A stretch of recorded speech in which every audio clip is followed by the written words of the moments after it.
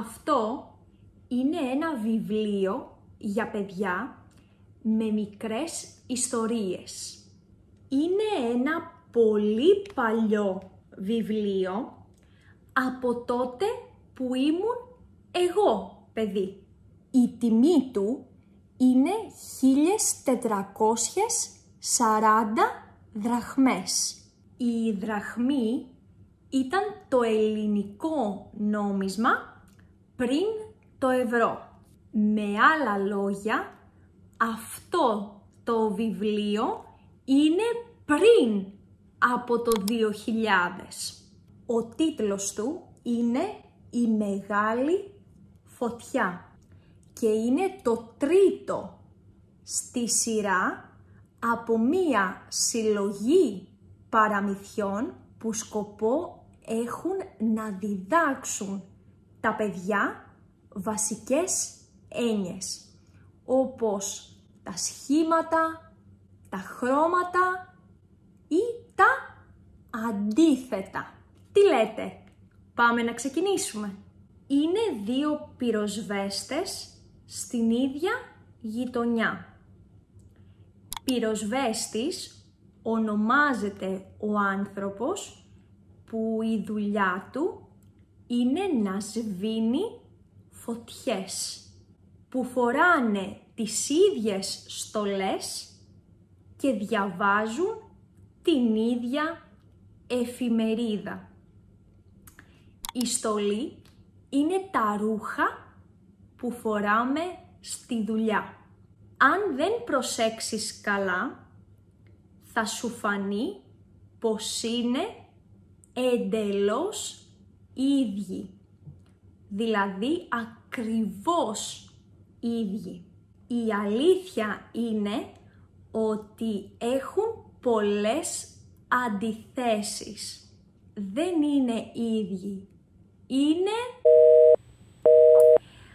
Αν ξέρετε το αντίθετο της λέξης ίδιος, μπορείτε να μου το γράψετε στα σχόλια. Ο ένας είναι ψηλός και ο άλλος είναι κοντός. Οι πυροσβέστες κάθονται σε δύο πράσινες πολυθρόνες και διαβάζουν τα νέα της ημέρας. Το βράδυ ο ψηλός κοιμάται πλάι στο πυροσβεστικό όχημα. Το ίδιο και ο κοντός. Θέλουν να είναι πάντα έτοιμοι. Γι' αυτό κοιμούνται δίπλα στο γκαράζ.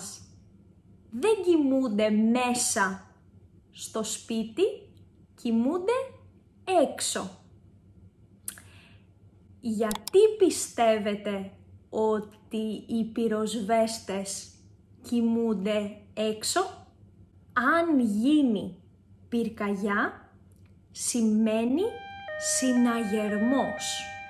Η λέξη πυρκαγιά και η λέξη πυροσβέστης ανήκουν στην ίδια οικογένεια και οι δύο ξεκινούν με τη λέξη πυρ, που στα ελληνικά σημαίνει φωτιά, και από εκεί προέρχεται και η αγγλική λέξη pyrotechnic. Αμέσως ο κοντός τρέχει και βάζει το κάτω μέρος της στολής του, ενώ ο ψηλός αρχίζει πάντα από το πάνω. Δίνονται βιαστικά και τρέχουν να σβήσουν τη φωτιά. Οι σκύλοι τους είναι επίσης πολύ αναστατωμένοι. Ο κόσμος ακούει τον συναγερμό και όλοι βγαίνουν στον δρόμο και στα παράθυρα. Γυναίκες και άντρες, νέοι και γέροι. Επίσης, τα μωρά κλαίνε γιατί φοβούνται. Το σπίτι που καίγεται διακρίνεται καλά. Η γειτονιά έχει χαμηλά χρωματιστά σπίτια. Δεν πρέπει να είναι στην Ελλάδα. Αυτό είναι το ψηλότερο. Είναι πάρα πολύ ψηλή πολυκατοικία. Φαίνεται να έχει πάνω από 4 ορόφους. Η φωτιά έχει τυλίξει το κτίριο και ο καπνός είναι πολύ πυκνός. Πώς πιστεύετε ότι ξεκίνησε η φωτιά? Τι την προκάλεσε? Οι 2 πυροσβέστες διαφωνούν για το πού είναι η φωτιά. Νάτι η φωτιά, τη βλέπω, είναι κοντά. Εγώ τη βλέπω μακριά. Είναι εκεί, αριστερά. Όχι, είναι δεξιά. Πρώτος έφτασε ο ψηλός και άρχισε να καταβρέχει. Ξαφνικά, ο κοντός βλέπει μακριά ένα άλλο σπίτι να καίγεται. Τελικά, υπήρχε μόνο μία φωτιά. Τι λέτε?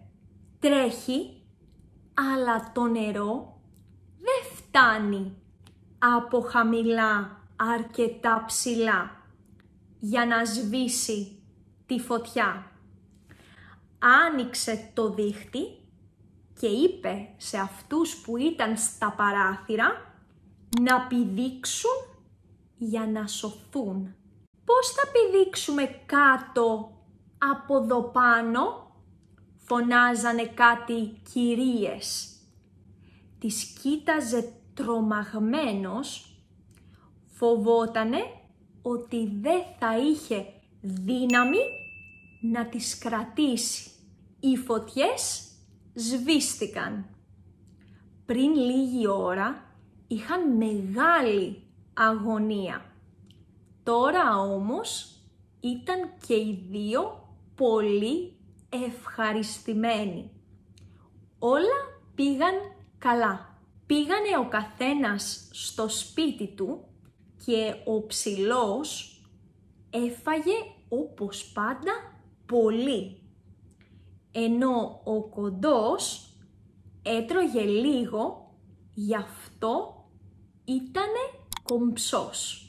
Τι γλυκό τρώει ο ψηλός μαζί με τον σκύλο του? Επειδή έτρωγε πολύ, ο ψηλός είχε βαρύ ύπνο και έβλεπε μικρά όνειρα. Ενώ ο κοντός είχε ελαφρύ ύπνο, κοιμότανε βαθιά και έβλεπε μεγάλα ωραία όνειρα. Ο πυροσβέστης έχει τεράστια όνειρα που ξεκινούν από εδώ και συνεχίζονται στην επόμενη και στην επόμενη σελίδα. Τέλος. Αυτό λοιπόν ήταν το παραμύθι «Η μεγάλη φωτιά». Αν σας αρέσει να διαβάζουμε τέτοιες ιστορίες, μην ξεχάσετε να κάνετε ένα like σε αυτό εδώ το βίντεο. Εμείς θα τα πούμε την επόμενη φορά στο επόμενο μάθημα. Μέχρι τότε, φιλάκια πολλά!